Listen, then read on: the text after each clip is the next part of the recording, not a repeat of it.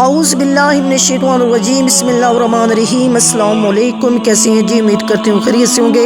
آج کی ویڈیو شروع کرنے سے پہلے جنہوں نے ابھی تک میرے چینل کو سبسکرائب نہیں کیا، سبسکرائب کریں، لائک کریں اور کامنٹ میں بتائیں کہ آپ کو یہ ویڈیو کیسی لگی ہے۔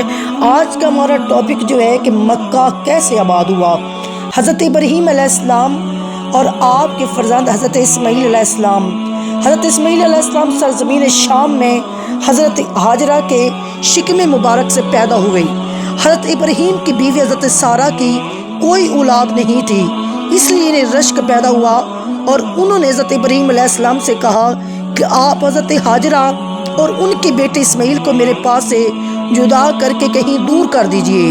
اور اللہ کی حکمت نے ایک سبب پیدا فرمایا، آپ پر وحی نازل ہوئی کہ آپ حضرت ہاجرہ اور حضرت اسماعیل کو اس سرزمین میں چھوڑ کر آئیں جہاں میدان اور خشک پہاڑوں کے علاوہ کچھ بھی نہیں ہے۔ حضرت ابراہیم علیہ السلام نے حضرت ہاجرہ اور حضرت اسماعیل کو ساتھ لے کر سفر کے لیے چل پڑے۔ آپ اس جگہ آئے جہاں کعبہ معظمہ ہے۔ یہاں اس وقت نہ کوئی آبادی تھی، نہ کوئی چشمہ، دور دور تک پانی یا آدمی کا کوئی نام و نشان نہیں تھا۔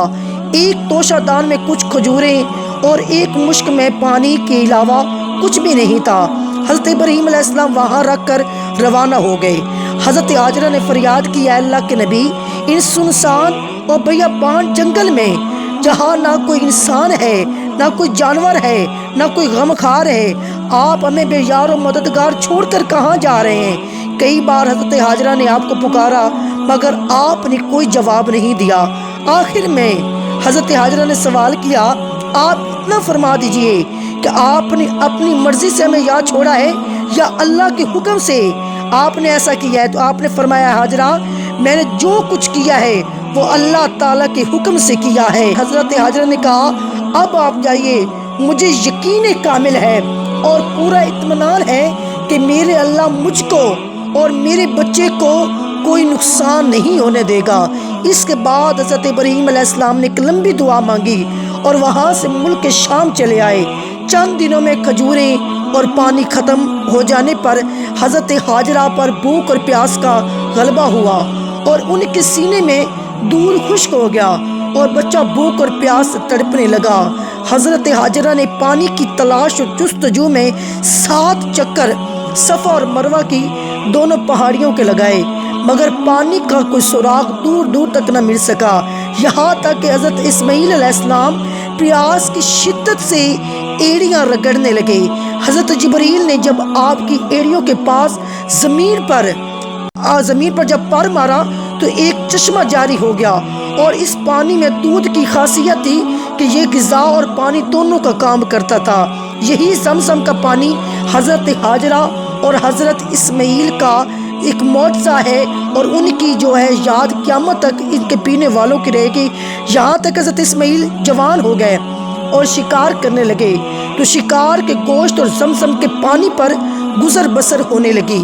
پھر قبیلے کے کچھ لوگ اپنی بکریوں کو چراتے ہوئے اس میدان میں آئے اور پانی کا چشمہ دیکھ کر حضرت ہاجرہ کی اجازت سے یہاں آباد ہو گئے اور اس قبیلے کی ایک لڑکی سے حضرت اسماعیل کی شادی بھی ہو گئی اور رفتہ رفتہ یہاں ایک آبادی ہو گئی۔ پھر حضرت ابراہیم علیہ السلام کو یہ حکم ہوا کہ خانہ کعبہ کی تعمیر کریں۔ آپ نے حضرت اسماعیل کی مدد سے خانہ کعبہ کو تعمیر فرمایا۔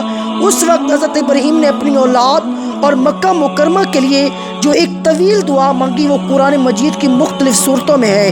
حضرت ابراہیم علیہ السلام آپ کی اس دعا کا کچھ حصہ قرآن میں اس طرح ہے کہ اے میرے رب، میں نے اپنی اولاد ایک جگہ ایسی جگہ بسائی جس میں کھیتی نہیں ہوتی، تیری حرمت والے گھر کے پاس، اے ہمارے رب، اس لیے کہ وہ نماز قائم رکھیں تو لوگوں کے کچھ دل اس طرف مائل کر دے اور انہیں کچھ پھل کھانے کو دے، شاید وہ احسان مانے۔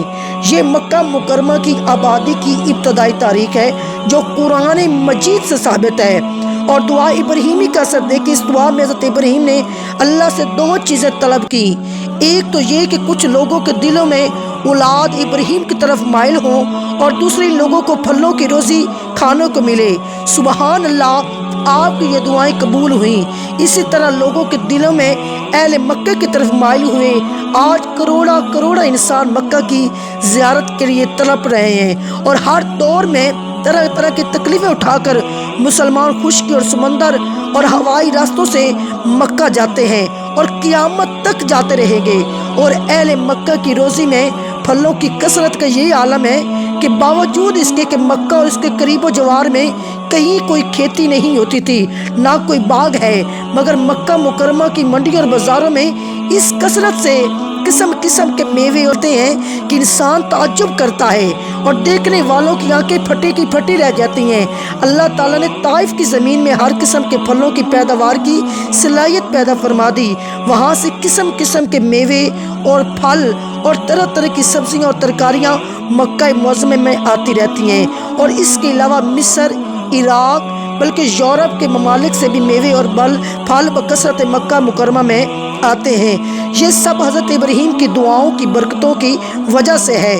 دنیا کے اس معجزے میں حضرت ابراہیم علیہ السلام کی دعا کی وجہ سے اللہ تعالیٰ نے مکہ میں یہ جو 2 دعائیں ہیں قبول کی ہیں۔ اس کے بعد آپ نے یہ دعا مانگی، آپ نے اپنی اولاد کے علاوہ تمام مومنین کے لیے بھی دعا مانگی، اور جس کا ترجمہ یہ ہے: اے میرے رب، مجھے نماز کا قائم کرنے والا رکھ، اور کچھ میری اولاد کو، اے ہمارے رب، اور میری دعا سن لے۔ اے ہمارے رب، مجھے بخش دے اور میرے ماں باپ کو اور سب مسلمانوں کو جس دن حساب قائم ہوگا اور جو قیامت والا دن ہوگا۔